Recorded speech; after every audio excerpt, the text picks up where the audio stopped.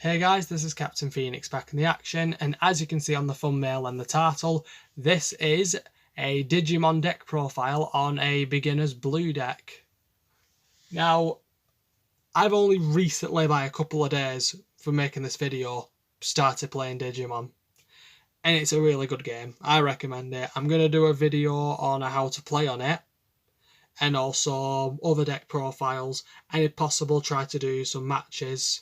And I'm going to try and get other people intrigued by it because it's a more simpler game to play than Yu-Gi-Oh! Now how this will work is I'm going to start off with the Digi Eggs, then I'll go on to the Digimon. I'm going to start from level 3 to level 6, and then I'll show the option cards, and then then the tamers if there's any in there. Now this deck was actually given to me as a gift and my friend said it's a beginner's blue. So we'll start now. First with the Digi Eggs, we have 2 copies of Tsunamon. Now its inheritance effects are your turn while this Digimon has Garurumon or Omnimon in its name, it gets 1000 plus DP. Not bad for a beginner. Next we have another Tsunamon. Now your turn, this is the different inheritance effect. This Digimon gets 1000 plus DP when battling an opponent's Digimon that has no Digi-Evolution cards, which this does. And this is a new thing now, I'm just going to play some over here. Now next we have 2 copies of Wanyamon. And I think this one is quite cute. As a cat lover. Its inheritance effect is your turn while your opponent has 2 or more Digimon with no Digi-Evolution cards in play. This Digimon gets 2000 plus DP. Again, pretty good stuff. Now we're up to the Digimons themselves. First we have 4 copies of Gabumon. It has no inheritance effect, but it does have an effect when it's on the field. On play, reveal 3 cards from the top of your deck, add 1 Digimon card with Garurumon in its name, and add one Digimon card with Omnimon in its name among them to your hand. Place the remaining cards to the bottom of your deck in any order. Not bad if you want, because this deck is a little bit, if you're playing these and you've got more Gabumons, and there's quite a few of them actually.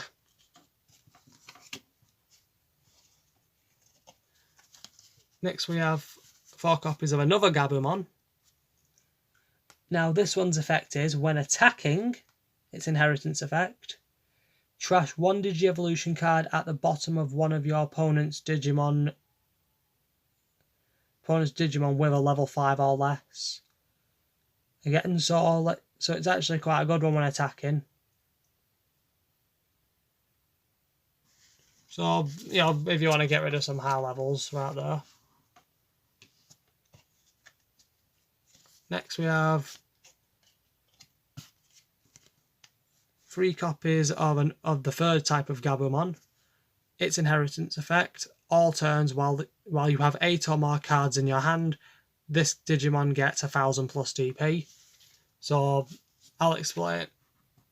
So that helps like your level 4s and stuff.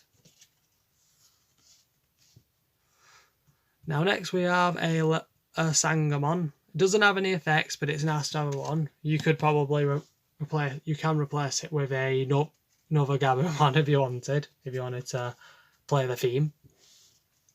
And next we have Colamon. Now its blocker effects when it's in play. When an opponent's Digimon attacks, you may suspend this Digimon to force an opponent to attack it instead. When attacking, lose 2 memory. So there's a downfall to this, unless there's cards out there that help you with memory.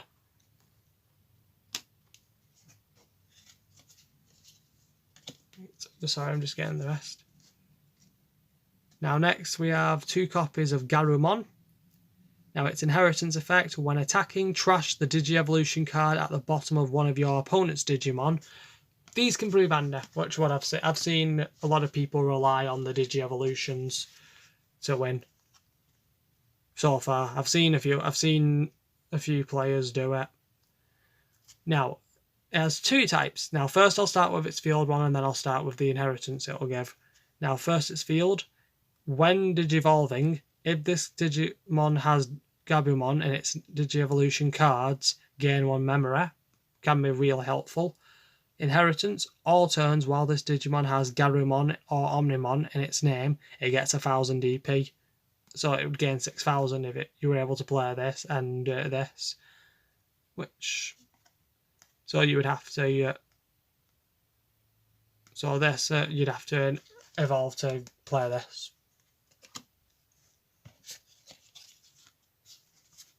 Next we have Korodramon.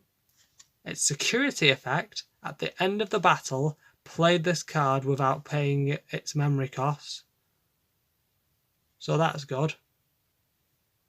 And on play effect, trigger, draw 2 cards from your deck. Again, can be really helpful because you might need the extra cards to help you out. Now we have a quite slightly shiny one because of the gold. And so you're up to your ultimate. Now this one is Werugarumon Saguya Mode. I can't say it's full, I can't pronounce it. Now it has 2 again. I'll start with this, then start with this. Your turn, while a Digimon card with Werugarumon in its name is in this Digimon's Digievolution cards, this Digimon gains Jamming. This Digimon can't be deleted in battles against security Digimon, which can prove really helpful. Now its inheritance effects it gives, all turns while this Digimon has Garumon or Orumon in its name, it gets 2000 plus DP. I'll do this quick because it's starting, so I just can't, I'm not able to keep them all in place. Now, next we have 4 copies of Crist Paladramon.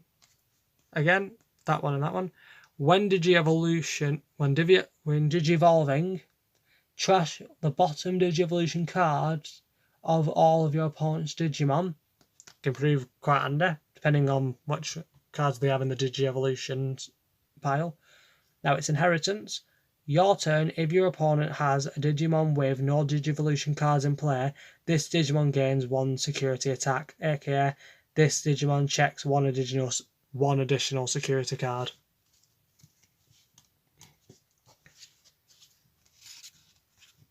Now we've got our ultimates. I have shiny ones than this that my friends gave. They actually did take some cards out, but that was because they were quite expensive. Now next we have Werugarumon, which is a requirement for one of the cards here. Its inheritance effects is your turn while your opponent has a Digimon with no Digievolution cards, this Digimon gains 1 security attack plus 1. So this Digimon checks 1 additional security card, which again can be really handy, and having this many attack for a level 5 can be quite handy as well.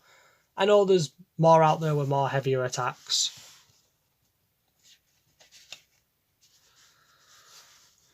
Now next we have the one in the thumbnail, Slayerdramon. When Digivolving, this Digimon gains security attack plus 1 for the turn. So you know what that means, it says it here.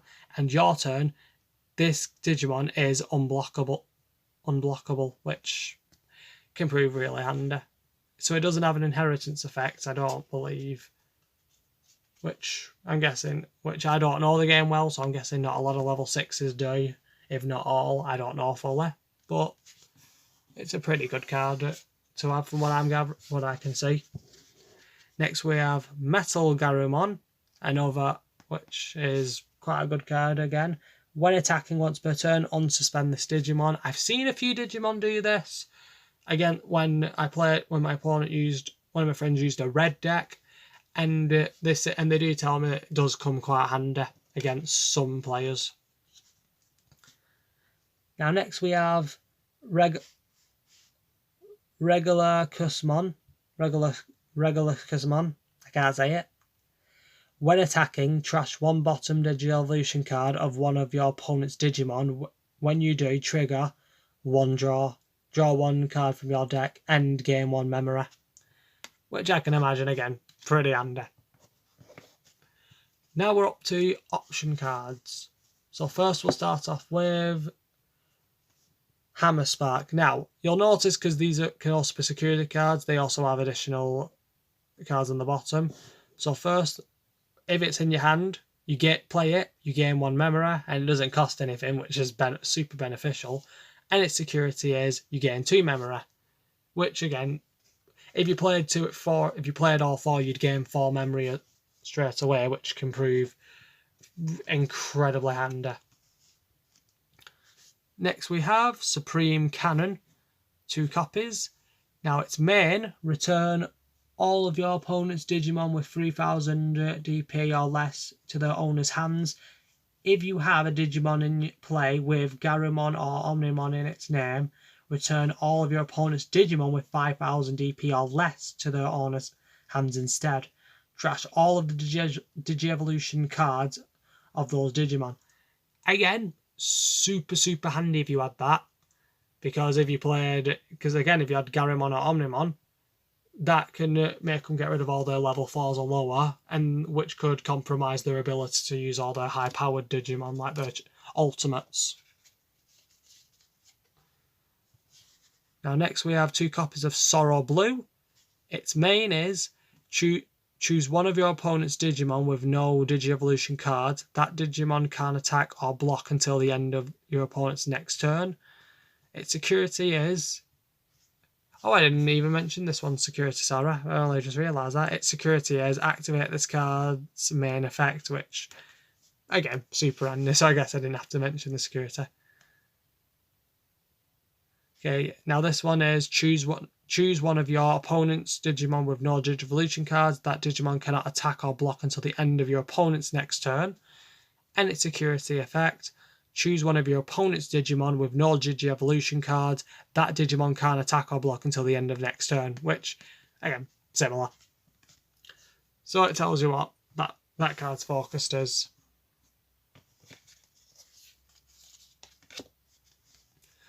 Next we have Heart's Attack. It has no security effects, so I'll only need to mention the main one. Trash all Digi-Evolution cards under one of your opponent's Digimon. Which I can imagine, if you're against a certain Digimon, super handy if it can't use all the inheritance effects. Now we're on the last 2 option cards, which is Howling Crusher. Its main effect is trash all Digi-Evolution cards under all of your opponent's Digimon. Which, I mean, with these you can come up with a lot of combo attacks, but it's a 7, so you'd need to be careful how you play this. And its security effect is activate this card's main effect, which, comes at that cost. Now we're up to Tamers, and I have 3 Tamers actually. So, sorry, I'm just trying to...